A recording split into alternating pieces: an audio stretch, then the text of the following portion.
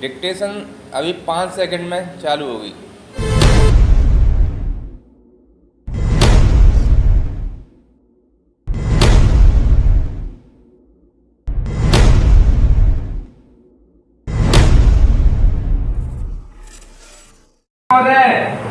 हम लोगों के सामने रेलवे समझौता आयोग की जिन सिफारिशों को मंजूर करने का प्रस्ताव है, वे सिफारिशें आंतरिक सिफारिशें हैं, क्योंकि रिपोर्ट ही अंतरिम रिपोर्ट है।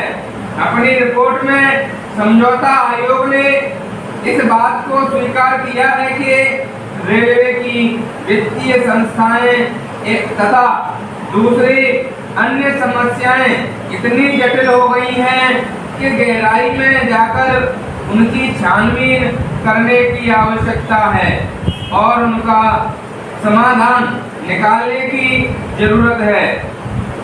जो सिफारिशें हम लोगों के सामने मंजूरी के लिए आई हैं, वे वही हैं जो इतने सालों से चली आ रही हैं।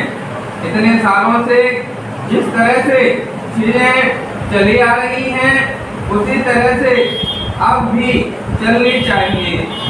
यही सिफारिश है।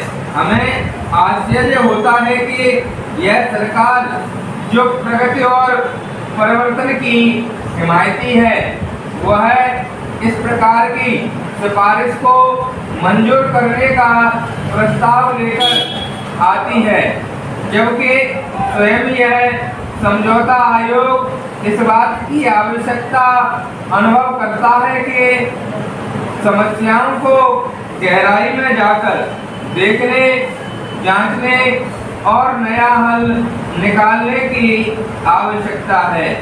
पहला, महोदय, यह जो रेलवे बोर्ड है और जो इसकी अर्थव्यवस्था है, जो उसकी प्रबंध व्यवस्था है, वह पुरानी पड़ गई है।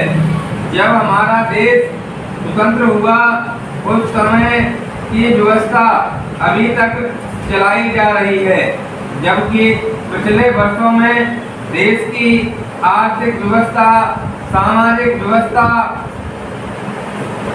और अर्थव्यवस्था इन परिवर्तनों के अनुकूल नहीं है। यही मूल कारण है कि आज रेलवे आर्थिक दुर्व्यवस्था का शिकार हो रहा है।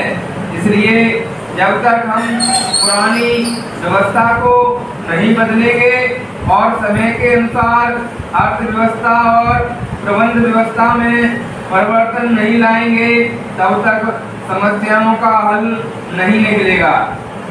पहला, श्रीमान, दूसरी बात जो मैं निवेदन करना चाहता हूँ, वह यह है कि रात दिन हम औद्योगिक अशांति की बात सुनते हैं। अभी भी मजदूरों की हड़तालें चल रही हैं।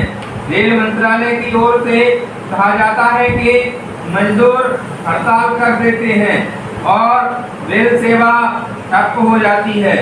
ऐसा क्यों होता है? इन प्रश्नों को हम अभी नहीं उठाना चाहते, लेकिन इतना अवश्य कहना चाहते हैं कि जब तक रेल के प्रबंध में मजदूरों का प्रतिनिधित्व नहीं होगा, तब तक आप रेलवे सेवा को सुचारू रूप से नहीं चला सकते। रेल की प्रबंध व्यवस्था में मजदूरों को भी सम्मिलित किया जाना चाहिए। रेल की अर्थ एवं प्रबंध व्यवस्था में रेल मजदूरों की भागीदारी के बिना औद्योगिक अशांति की समस्याओं से निपटा नहीं जा सकता।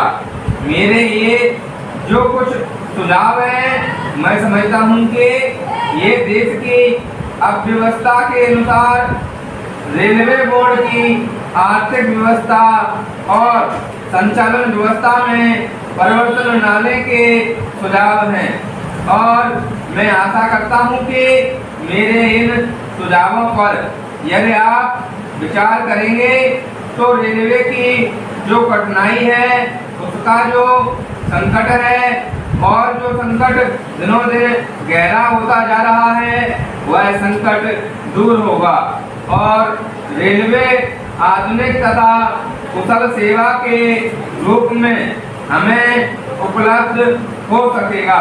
स्टॉप।